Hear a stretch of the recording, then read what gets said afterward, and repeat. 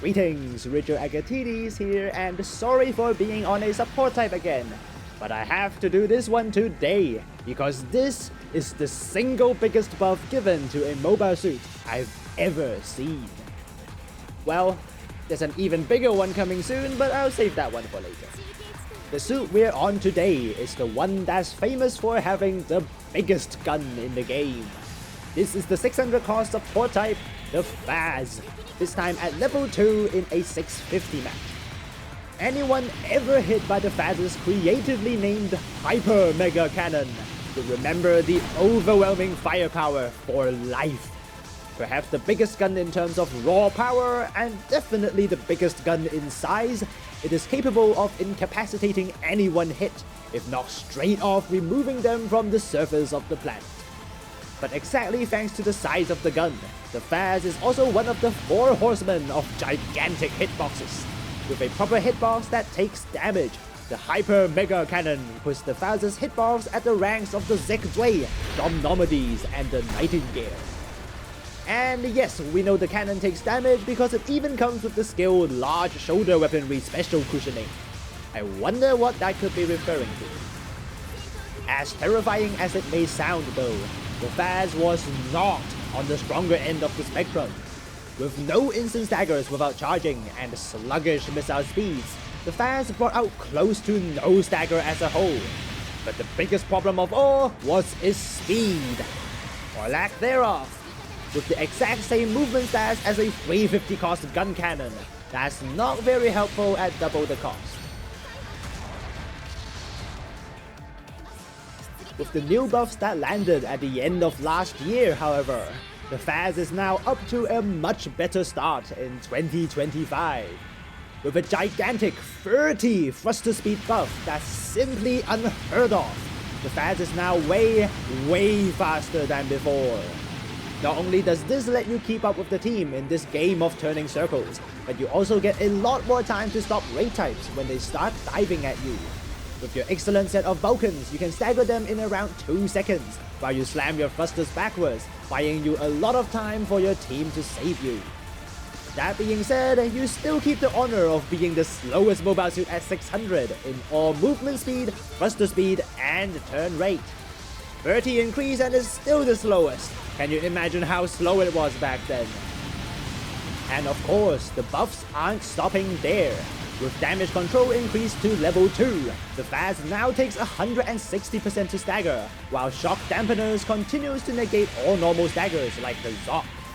The level of the special buffers were also increased, with the Large Shoulder Weaponry Special Cushioning increased to level 3, and the leg buffers increased to level 3 on the level 2 and 3 versions, making the FAZZ a moving fortress to any general type. On top of that, there's the increase to the custom part slots on the FAZZ. 3 extra close range slots and 1 more long range slots gives us more freedom to put in custom parts, and we're spending it this time on the custom part Spaced Armor to pump up the already strong defense even higher with barely any part slots. If you don't have that, you can use the Spaced Frame and melee defense parts instead. Just remember to pump up enough melee defense to survive a single charge attack from the Demeter. Now the weapons on the FAZZ. The main weapon is the FAZZ Double Beam Rifle. Interesting one because you have a choice between firing uncharged for 65% hit rate and no stagger, or 85% hit rate after a mere 2 seconds of charging and a normal stagger. Don't underestimate the importance of mixing in uncharged shots. Charge your shots all day and you will be out of weapons a lot, so don't waste it on someone on maneuver armor. Second weapon on the FAZZ is the 6-tube missile launcher, and one of the weapons to be greatly buffed last patch. With 35% stagger per hit, it can easily stagger even through maneuver armor as long as they land. And speaking of hitting them, the new patch greatly increased the projectile speed, making them a reliable new option for self-defense. The new patch also almost doubled the damage on these missiles, but with the long reload, it's better to save them up when you think someone might dive on you. Third weapon, and that's the 18-tube missile launcher. Firing straight up before flying towards the enemy, these missiles are notoriously difficult to land, but they come in numbers. 36 magazine size takes 6 whole seconds to empty, and the damage buff last patch makes them worth 300 damage per hit. Other than the beam rifle, these are your main damage, so you better practice hitting them. Wave cleared, and we finally get a chance to charge the Hyper Mega Cannon. With a whopping 12-second charge time, the only time you can really use it is between spawn waves. Don't force the charge when the enemies are alive. Your team will hate you for making the fight a 4v5. Well, they do that even when you've never charged a single shot. Now a tip to help you land the biggest shot of the Universal Century. Don't follow the enemy with your cursor.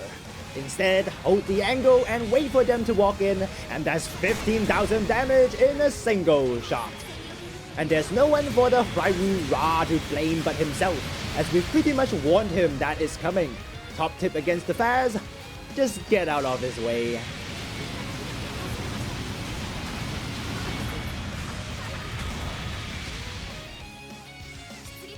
While the FAZZ sounds like a suit to sit at the corner of the map and occasionally ruin someone's day with the Hyper Mega Cannon, that's surely not how it should be played now with the new 30 thruster speed buff. With a range of only 400 meters on most of the weapons, you're not going to do anything if you sit all the way back. Instead, you want to be within at least 400 meters from the enemy, close enough for your missiles to hit and have your observation data link active. The FAZZ also isn't suitable for wide open maps.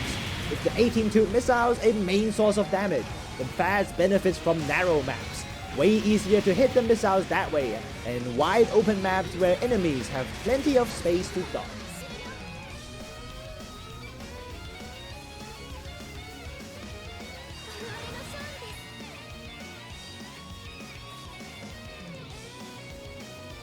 Decent game on the FAZZ, and we don't even need to hit the Hyper Mega Cannon more than once to do enough work. While the big gun is tempting, remember, it's not your main weapon. It can win you the wave if it lands, but it's your other weapons that keep you from losing.